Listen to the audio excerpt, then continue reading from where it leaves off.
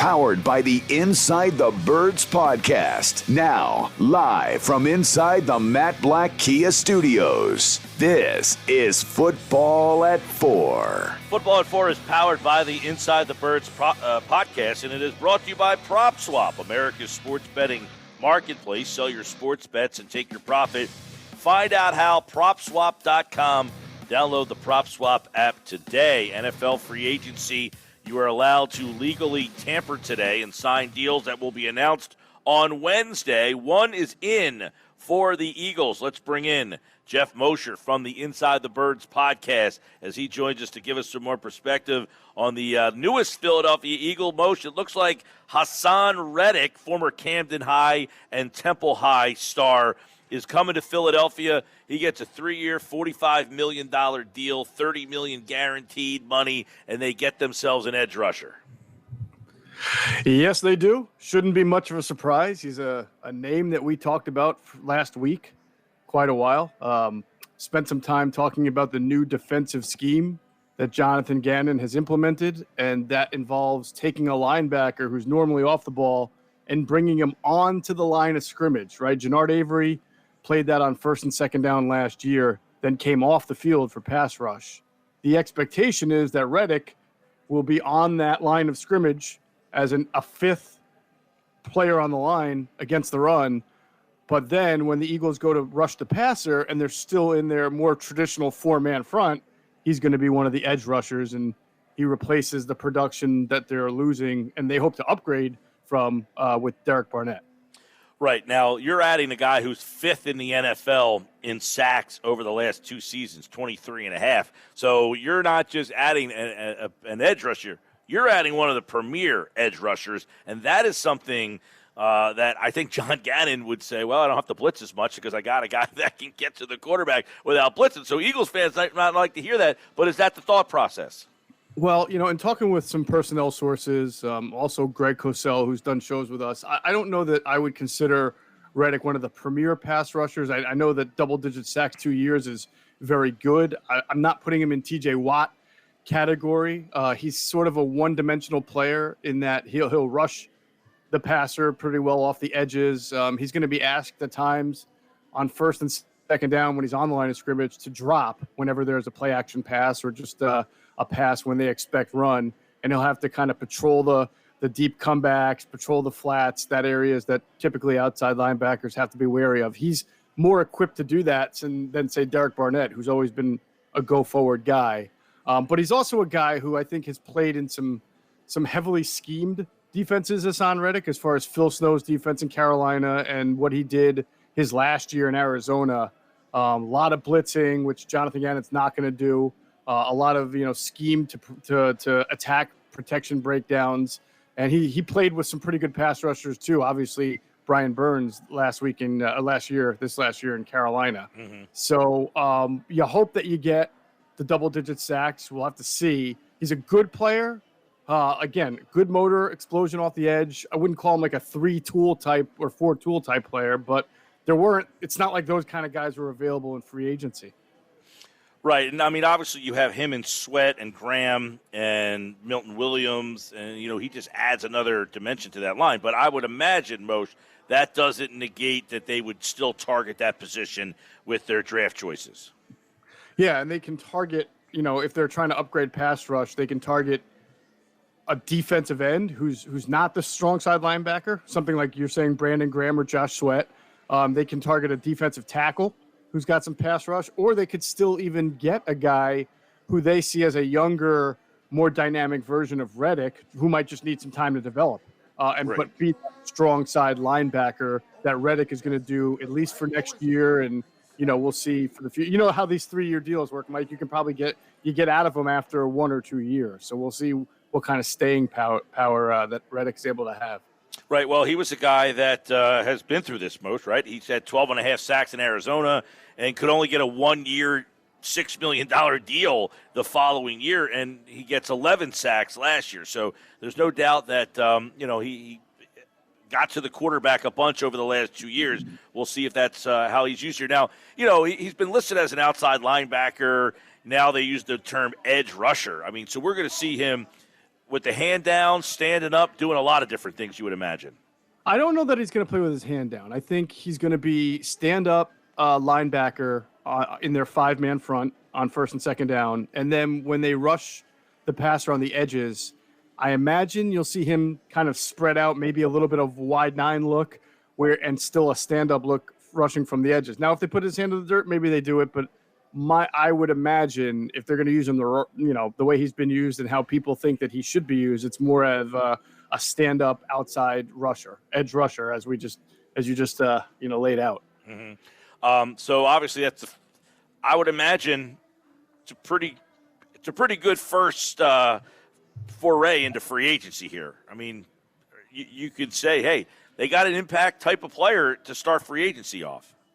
Yeah, I mean, look, looks like Derek Barnett won't be back, and Derek Barnett never produced double-digit sacks for the Eagles. He didn't really live up to what they were hoping he was going to be. He struggled with injuries. He struggled with his weight at times.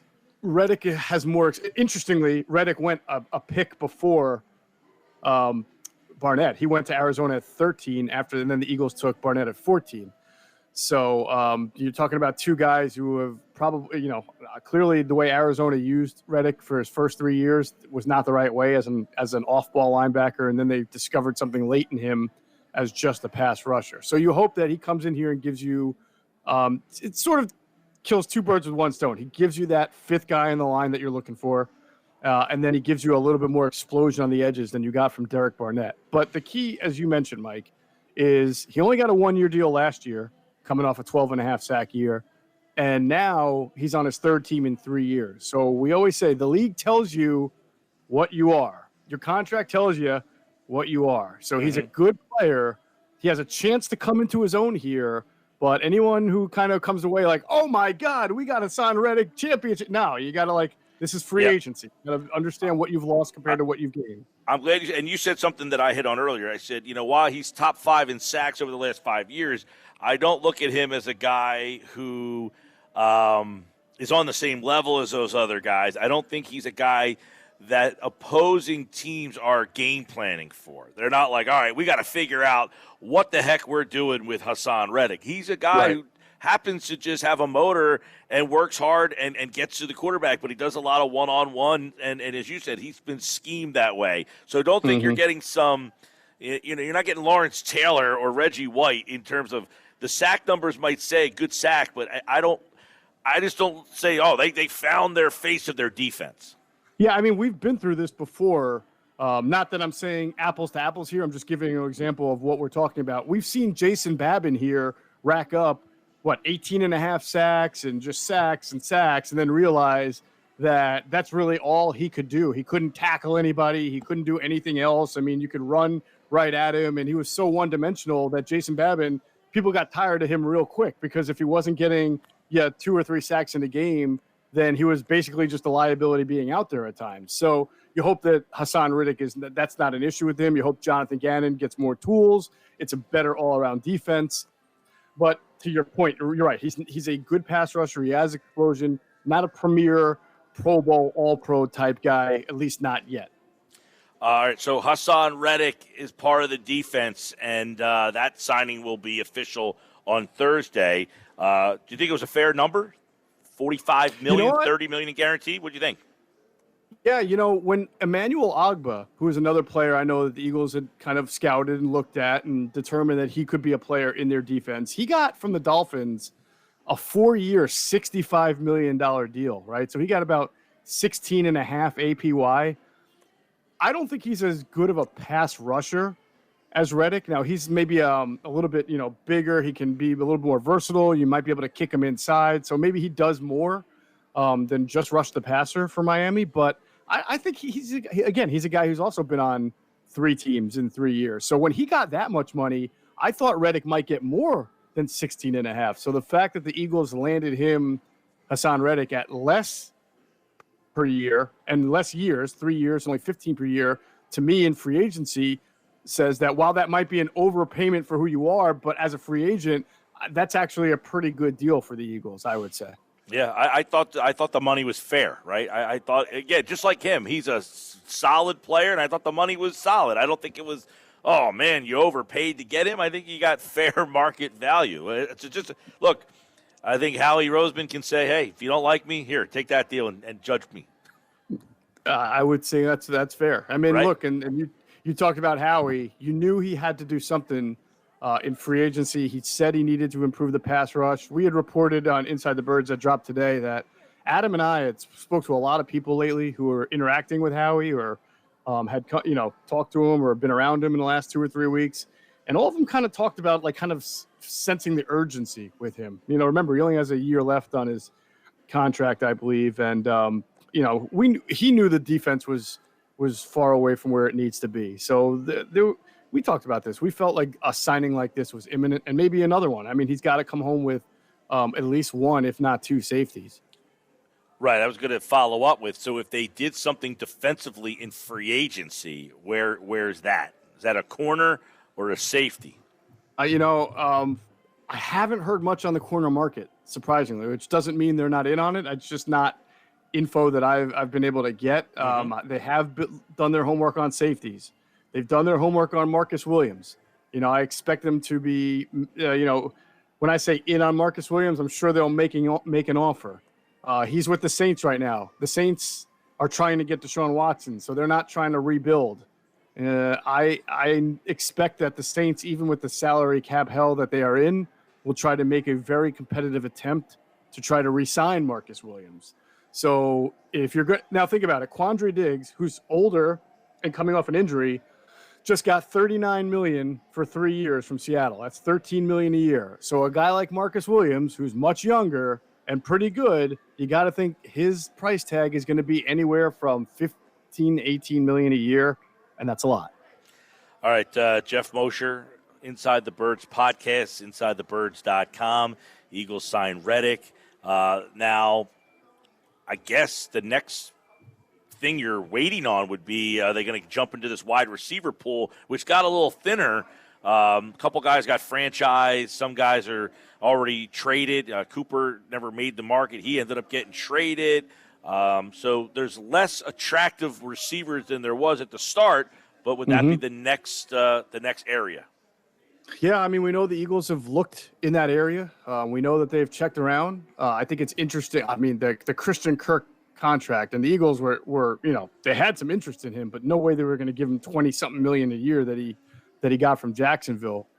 But Jacksonville signing Christian Kirk makes you wonder if they're going to bring back DJ Chark. And if DJ Chark hits the market, which I guess he has at this point, then perhaps you will see the Eagles make an overture there. Juju Smith-Schuster is a guy I know that they're interested in.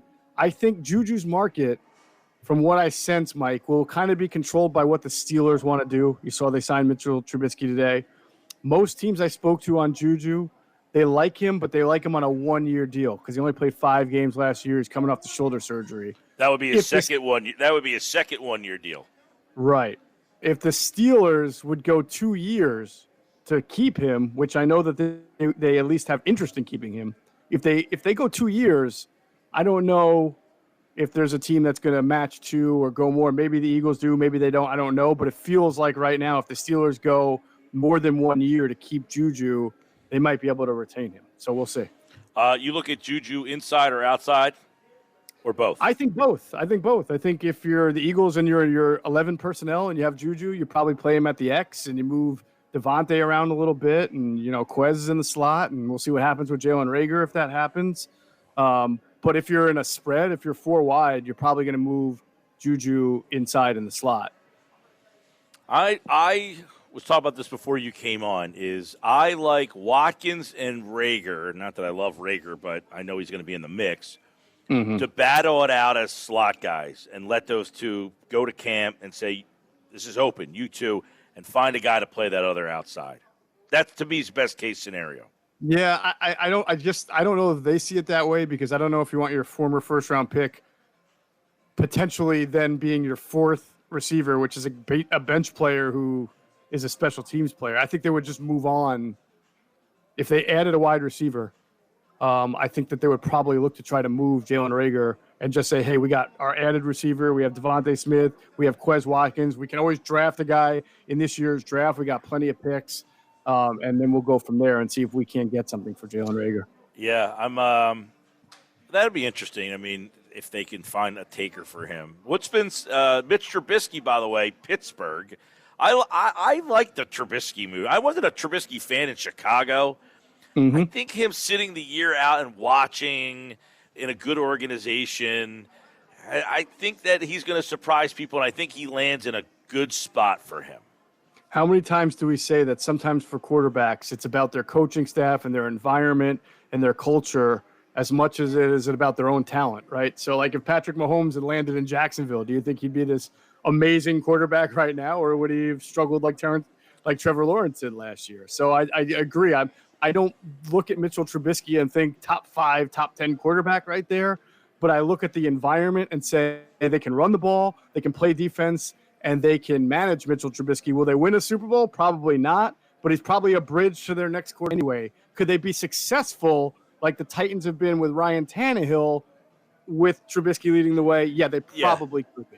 No, you're right. Like when we were growing up, the quarterback didn't play. The wide receiver, remember, you had to wait till their third year to finally get some production out of them. Now it's like if you can't play in your first season or two, you stink. You're never getting any better. Trubisky, to me, is a classic.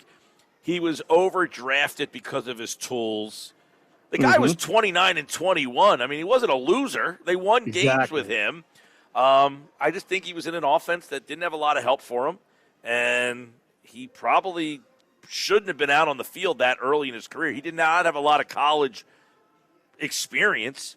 Right. But I think he has the tools, and sitting there in Buffalo for a year probably helps him. And he goes to a team that has a good running game. So yeah, I think that's a good spot there. I'm on remote today, so I haven't got a chance to see a lot of the different things. But has anything else major happened? I did see Sheriff go to Jacksonville, 2 linemen in Cincinnati. So Cincinnati is added to the line. That might be the 2 underrated moves of the day. Yeah, well, and Jacksonville just giving out money to everybody who's a free agent, from Christian Kirk to the middle. They signed a middle linebacker from Atlanta who's very good. I have trouble pronouncing his name. It's like Foye Okoulen. But can you imagine being Doug Peterson and seeing your team just shell out $15 million a year for a middle linebacker? That's got to be culture shock for him, man. Right, exactly. Oh, and by the way, Tom Brady came back. I forgot about that. Oh yeah, how about that? Jeez. Now, are you on a scale of 1 to 10? How surprised? 0.0. Yeah, it happened yesterday, and I was like, okay, that was to be expected. Some people were a little upset the timing. They thought he tried to overshadow March Madness, but he had to do it yesterday to get them ready for free agency. Of course. Absolutely. They probably would have lost their center, Ryan Jensen, if he didn't do it. So, yeah, absolutely. Right. Yeah. Absolutely. All right, so we've got free agency underway. Not as fast and furious as you might have thought, but – well, I thought in general the class of free agents this year was really nothing that great. When Christian Kirk, who's like a number 2 or 3 receiver, for a lot of teams he'd probably be number 3, right? Yeah. Like if you put him on the Vikings, he's not better than Justin Jefferson and Adam Thielen, so he'd be the number 3 receiver there. That guy just made $20 million a year. Crazy. Like that just shows you how crazy it is. Speaking of the Vikings, Kirk Cousins must be the nicest human being. I think it's a great year for quarterbacks to be needed. That's what I think. You're right about that. But there. It's like they watch him and they got to hear what everybody says. He's good, but you can have him.